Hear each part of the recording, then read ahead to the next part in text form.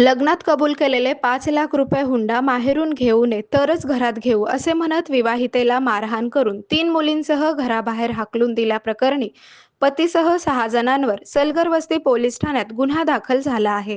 या प्रकरणी रुक्मिणी बाळकृष्ण काळे राहणार सेटलमेंट फ्री कॉलनी वांगी रोड यांनी दिलेल्या फिर्यादीनुसार पती बाळकृष्ण, सासरे भारत, सासू द्रोधदा, दीर राम, चुलत सासू भीमा आणि ननंद सरस्वती राहणार अंधेरी वेस्ट वर्सोवा रोड, कपासवाडी यांच्या विरुद्ध गुन्हा दाखल झाला आहे।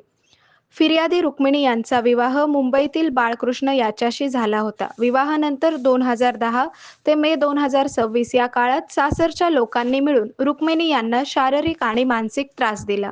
5 लाख रुपये हुंडा घेऊ नये तेव्हाच तुला आणि तुझ्या 3 मुलींना घरात घेऊ असा तगादा लावत सासरच्यांनी त्यांना उपाशी ठेवले, मारहाण व शिवीगाळ करून 3 मुलींसह घराबाहेर हाकलून दिले असे फिर्यादीत म्हटले आहे। या घटनेचा तपास हवालदार चौधरी करत आहेत।